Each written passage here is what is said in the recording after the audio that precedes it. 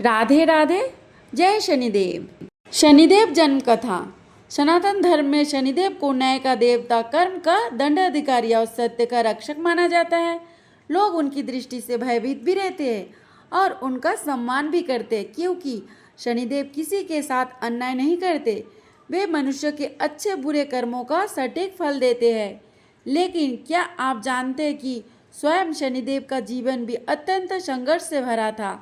उनके जन्म से लेकर कर्म फलदाता बनने तक की कथा, त्याग, तपस्या, अपमान और दिव्य न्याय की अद्भुत कहानी आज हम विस्तार से जानेंगे। शनिदेव का जन्म कैसे हुआ, उनकी माता छाया कौन थी, सूर्यदेव ने उन्हें स्वीकार क्यों नहीं किया, शनिदेव को कर्म फलदाता का पद कैसे मिला और क्यों उनकी दृष्टि से देवता तक भयभीत रहते हैं। सूर्यदेव और माता संज्ञा की कथा। बहुत समय पहले सूर्यदेव का विवाह विश्वकर्मा की पुत्री देवी संज्ञा से हुआ था। संज्ञा अत्यंत तेजस्विनी और पतिव्रता थी। कुछ समय बाद उनके 3 संतानों को जन्म हुआ, मनु, यमराज, यमुना। लेकिन सूर्यदेव का तेज इतना प्रचंड था कि देवी संज्ञा उनके ताप को सहन नहीं कर पाती थी। उनका शरीर धीरे धीरे दुर्बल होने लगा। उन्होंने अनेक प्रयास किए, लेकिन सूर्य के तेज के सामने वे टिक नहीं सकी। अंततः उन्होंने एक दिव्य उपाय सोचा, छाया का निर्माण। देवी संज्ञा ने अपनी योग शक्ति से अपने ही एक पति छाया उत्पन्न की। उस पति छाया का नाम था छाया। छाया बिल्कुल संज्ञा जैसी दिखाई देती थी। संज्ञा ने उससे कहा, तुम मेरे स्थान पर सूर्यदेव के पास रहो, मेरे बच्चे की देखभाल करो, लेकिन कभी भी यह रहस्य सूर्यदेव को मत बताना। इसके बाद संज्ञा तपस्या करने के लिए अपने पिता के घर चली गई और बाद में वन में जाकर घोड़ी का रूप धारण कर तपस्या करने लगी। सूर्यदेव छाया को ही संज्ञा समझते रहे। कुछ समय बाद छाया और सूर्यदेव से एक संतान का जन्म हुआ, शनिदेव। जब शनिदेव माता छाया के गर्भ में थे, तब छाया भगवान शिव की कठोर तपस्या करती थी। वे भोजन तक त्याग देती थी और निरंतर ध्यान में लीन रहती थी। कहा जाता है कि उसी तपस्या का प्रभाव बालक शनि पर पड़ा। शनिदेव का जन्म ज्येष्ठ मास की अमावस्या तिथि को शनिदेव का जन्म हुआ। उनका वर्ण अत्यंत श्याम था। जब सूर्यदेव उस बालक को देखा तो वे आश्चर्यचकित रह गए। उन्होंने सोचा, मैं स्वयं प्रकाश का स्रोत हूँ, मेरा पुत्र इतना काला कैसे हो सकता है। सूर्यदेव को संदेह हुआ कि यह उनका पुत्र नहीं है। यही से शनिदेव के जीवन का संघर्ष शुरू हुआ। सूर्यदेव ने शनिदेव और माता छाया की उपेक्षा करनी शुरू कर दी। कहा जाता है कि उन्होंने क्रोध में आकर बालक शनि को कठोर वचन कहे। कुछ कथाओं में वर्णन मिलता है कि सूर्यदेव के अपमान और क्रोध के कारण शनिदेव की दृष्टि अत्यंत कठोर हो गई। इसी कारण उनकी दृष्टि को इतना प्रभावशाली माना जाता है। पौराणिक मान्यता है कि जब बालक शनि ने पहली बार अपने पिता सूर्यदेव की ओर देखा तो सूर्य का तेज मंद पड़ गया। सूर्यदेव भयभीत हो गए। उन्हें समझ आने लगा कि यह कोई साधारण बालक नहीं है। देवताओं में भी शनिदेव की शक्ति की चर्चा होने लगी। पिता के तिरस्कार से शनिदेव अत्यंत दुखी रहने लगे। उन्होंने संसार से दूर जाकर भगवान शिव की घोर तपस्या करने का निर्णय लिया। वे जंगलों में, पर्वतों में वर्षा तक कठोर तप करते रहे। उन्होंने भोजन, सुख, आराम सब कुछ त्याग दिया। उनकी तपस्या इतनी प्रचंड थी कि तीनों लोकों में उसका प्रभाव दिखाई देने लगा। भगवान शिव का प्रकट होना। अंततः भगवान शिव शनिदेव की तपस्या से प्रसन्न हुए। महादेव उनके सामने प्रकट हुए और बोले, वत्स शनि, मैं तुम्हारी भक्ति और तपस्या से प्रसन्न हूँ, मांगो क्या वर चाहिए। तब शनिदेव ने कहा, प्रभु, मुझे ऐसा स्थान दीजिए जिससे मैं संसार का न्याय स्थापित कर सकूं। कर्म फलदाता बनने का वरदान भगवान शिव ने शनिदेव को आशीर्वाद देते हुए कहा, आज से तुम नवग्रह में सर्वोच्च न्यायाधीश कहलाओगे। तुम हर प्राणी को उसके कर्म के अनुसार फल दोगे। देवता, दानव, मनुष्य, राजा या भिखारी, कोई भी तुम्हारे न्याय से नहीं बच सकता। महादेव उन्हें कर्म फलदाता और दंड अधिकारी का पद दिया।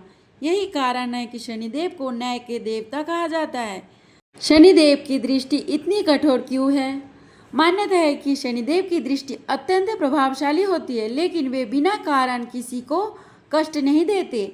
जो व्यक्ति अहंकार करता है, अन्याय करता है, गरीबों को सताता है, छल और पाप करता है, शनिदेव उसे उसके कर्म का फल अवश्य देते हैं। लेकिन जो व्यक्ति सत्य बोलता है, मेहनत करता है, धर्म का पालन करता है, गरीबों की सहायता करता है, उस पर शनिदेव की विशेष कृपा रहती है।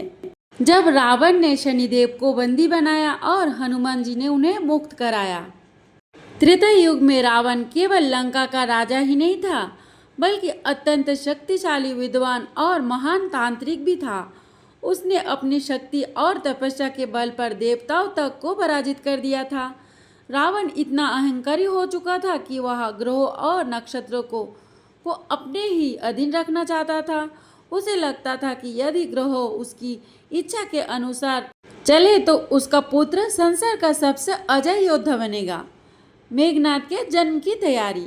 जब रावण की पत्नी मंदोदरी गर्भवती हुई, तब रावण ने ज्योतिषियों को बुलाया। उन्होंने बताया यदि मेघनाद के जन्म के समय सभी ग्रह शुभ स्थिति रहेंगे तो वह बालक देवताओं को तक को पराजित कर देगा। यह सुनकर रावण अपनी शक्ति से सभी ग्रहों को बंदी बना लिया।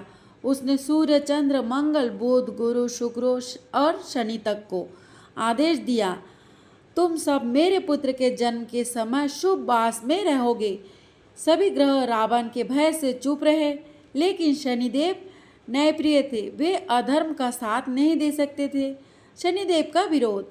जब मेघनाद का जन्म होने ही वाला था, तब रावण ने शनिदेव को विशेष रूप से आदेश दिया, तुम अपनी दृष्टि मेरे पुत्र पर मत डालना। लेकिन शनिदेव जानते थे कि रावण अधर्म के मार्ग पर चल रहा है। वे किसी अन्याय को पूर्ण अजय नहीं बनाने दे सकते थे। कहा जाता है कि जन्म के समय शनिदेव ने हल्का सा अपनी पैर हिला दिया, बस उसी क्षण ग्रहों की स्थिति बदल गई। रावण समझ गया कि शनि ने उसकी आज्ञा का उल्लंघन किया। रावण क्रोधित हो उठा। उसने शनिदेव को पकड़कर कारागार में डाल दिया। कुछ कथाओं में कहा गया है कि उसने शनिदेव को उल्टा लटका दिया था।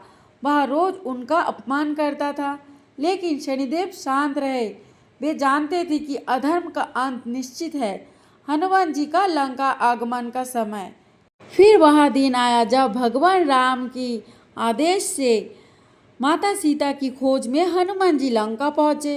हनुमान जी ने अशोक वाटिका को तहस नहस कर दी, राक्षसों को पराजित कर दिया और अंत में रावण के सैनिकों ने उनकी पूंछ में आग लगा दी। लेकिन रावण नहीं जानता था कि वही आग उसके विनाश का कारण बनने वाला है। शनिदेव की पुकार। जब हनुमान लंका जला रहे थे, तब उन्हें एक कारागार के करुण आवाज सुनाई दी, वे पवन पुत्र मुझे मुक्त करो। हनुमान जी वहां पहुंचे। उन्होंने देखा कि शनिदेव कैद में है। हनुमान जी ने पूछा, आप कौन हैं? तब शनिदेव बोले, मैं शनि हूँ। रावण ने मुझे बंदी बना रखा है क्योंकि मैंने अधर्म का साथ देने से मना कर दिया था। हनुमान जी ने तुरंत अपनी गदा से कारागार तोड़ दिया। शनिदेव को मुक्त हो गए। वे अत्यंत प्रसन्न हुए। उन्होंने हनुमान जी को प्रणाम किया और कहा, आज आपने मुझे बंधन से मुक्त किया है। मैं आपको वरदान देता हूँ कि जो भी व्यक्ति आपकी सच्चे मन से पूजा करेगा, उसे मेरी पीड़ा कम होगी। इसी कारण शनिदेव को हनुमान चालीसा पढ़ने का विशेष महत्व माना जाता है। शनि का आशीर्वाद। मुक्त होने के बाद शनिदेव ने अपनी दृष्टि लंका पर डाली। कहा जाता है कि उसी क्षण लंका का विनाश निश्चित हो गया। रावण का अहंकार धीरे धीरे उसके पतन का कारण बना। कथा का संदेश। यह कथा सिखाती है कि अहंकार चाहे कितना भी बड़ा हो, उसका अंत निश्चित है। न्याय को कैद नहीं किया जा सकता। जो हनुमान जी की भक्ति करता है, उस पर शनिदेव की कृपा बनी रहती है। अब हम श्रवण करेंगे शनिदेव और राजा हरिश्चंद्र की अद्भुत कथा, सत्य की परीक्षा और शनिदेव का न्याय। प्राचीन समय में अयोध्या में राजा हरिश्चंद्र का राज्य था। वह सूर्यवंशी राजा थे और अपने सत्य, धर्म और न्याय के लिए पूरे संसार में प्रसिद्ध थे। लोग कहते थे यदि पृथ्वी पर कोई मनुष्य कभी झूठ नहीं बोलता तो वह राजा हरिश्चंद्र है। देवता तक उनकी प्रशंसा करते थे। लेकिन जहाँ प्रशंसा होती है, वह परीक्षा भी अवश्य आती है, और इस बार परीक्षा लेने वाले थे शनिदेव। एक बार देवलोक में सभा लगी हुई थी। देवर्षि नारद बार बार राजा हरिश्चंद्र के सत्य और धर्म की प्रशंसा कर रहे थे। उन्होंने कहा, धरती पर हरिश्चंद्र जैसे सत्यवादी कोई नहीं। यह सुनकर शनिदेव गंभीर हो गए। उन्होंने कहा, सत्य का मूल्य तभी समझ आता है जब मनुष्य कठिन समय से गुजरता है। मैं देखना चाहता हूँ कि हरिश्चंद्र कितने बड़े सत्यवादी है। देवताओं ने शनिदेव को अनुमति दे दी। कुछ समय बाद राजा हरिश्चंद्र पर शनिदेव की दशा शुरू हुई। धीरे धीरे सब बदलने लगा। जहाँ पहले महल में सुख था, वह अब चिंता आने लगी। राज्य में परेशानियां बढ़ने लगी, लेकिन असली परीक्षा अभी बाकी थी। एक रात राजा हरिश्चंद्र ने स्वप्न में देखा कि उन्होंने अपना पूरा राज्य ऋषि विश्वामित्र को दान कर दिया। सुबह होते ही विश्वामित्र सचमुच दरबार में पहुंचे और बोले, राजन, आपने मुझे अपना राज्य दान दिया था, अब अपना दान पूरा कीजिए। राजा समझ गए कि यह ईश्वर की इच्छा है। उन्होंने बिना किसी विवाद के अपना पूरा राज्य त्याग दिया। लेकिन विश्वामित्र यही नहीं रुके। उन्होंने कहा, दान के साथ दक्षिणा भी देनी होगी। राजा के पास अब कुछ भी नहीं बचा था। राजा हरिश्चंद्र अपनी पत्नी और पुत्र के साथ राज्य छोड़कर निकल पड़े। उन्होंने धन लुटाने का प्रयास किया, लेकिन कुछ नहीं मिला। अंततः उन्हें अपनी पत्नी और पुत्र को एक ब्राह्मण के यहाँ दास के रूप में बेच देना पड़ा। कल्पना कीजिए कि एक महान सम्राट अपनी पत्नी और पुत्र को अपने सामने बिकते हुए देख रहा था, लेकिन उन्होंने सत्य का मार्ग नहीं छोड़ा। सत्य का बिकना फिर भी दक्षिणा पूरी नहीं हुई। अंत में राजा हरिश्चंद्र ने स्वयं को भी बेच दिया। उन्होंने एक चंडाल ने खरीद लिया जो शमशान का कार्य करता था। अब महान राजा हरिश्चंद्र शमशान में काम करने लगे। उनका काम था शमशान में आने वाले लोगों को अंतिम संस्कार का शुल्क लेना। एक दिन भयंकर तूफान और बारिश हो रही थी। उसी रात एक स्त्री अपने मृत पुत्र को लेकर शमशान पहुंची। वह कोई और नहीं, उनकी पत्नी तारामती थी और सांप ने काटने से उनके पुत्र की मृत्यु हो गई थी। उनकी पत्नी रो रही थी। उन्होंने कहा, स्वामी, हमारे पुत्र का अंतिम संस्कार कर दीजिए। लेकिन राजा हरिश्चंद्र ने उत्तर दिया, शमशान का नियम है, बिना शुल्क के अंतिम संस्कार नहीं होगा। सोचिए, एक पिता अपने ही पुत्र का शव सामने देखकर भी नियम और सत्य से नहीं डिगा। तारामती के पास देने के लिए कुछ भी नहीं था। उन्होंने अपने शरीर की आधी साड़ी फाड़कर शुल्क देने का प्रयास किया। यह दृश्य देखकर देवता तक रो पड़े, लेकिन हरिश्चंद्र अपने धर्म पर अडिग रहे। उसी क्षण आकाश में तेज प्रकाश हुआ। शनिदेव प्रकट हुए। उनके साथ देवता और ऋषि भी थे। शनिदेव बोले, राजन, आज आपने सिद्ध कर दिया कि सत्य और धर्म सबसे बड़े हैं। आपने सब कुछ खो दिया, लेकिन सत्य नहीं छोड़ा। फिर शनिदेव ने अपनी कृपा से उनके पुत्र को जीवित कर दिया, उनका राज्य वापस लौटा दिया और उन्हें अमर यश का आशीर्वाद दिया। शनिदेव ने यह परीक्षा क्यों ली? शनिदेव मनुष्यों को केवल कष्ट नहीं देते, यह देखना चाहते थे कि कठिन समय में मनुष्य कितना धैर्य रखता है। क्या वह धर्म छोड़ता है? क्या वह झूठ और अधर्म का सहारा लेता है? राजा हरिश्चंद्र इस परीक्षा में सफल हुए। कहानी का गहरा संदेश यह कथा सिखाती है, सत्य आसान नहीं होता, धर्म का मार्ग कठिन होता है। बुरा समय मनुष्य की असली पहचान बताता है। जो व्यक्ति कठिन परिस्थितियों में भी सही रास्ता नहीं छोड़ता, अंत में विजय उसी की होती है। और सबसे बड़ा संदेश, शनिदेव अन्यायी नहीं है, वे केवल मनुष्य के कर्म का दर्पण दिखाते हैं।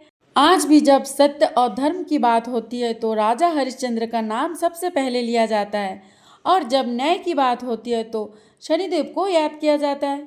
क्योंकि समय बदल सकता है, भाग्य बदल सकता है, लेकिन सच्चा धर्म और सत्य कभी हारते नहीं हैं। ओम शनिचराय नमः।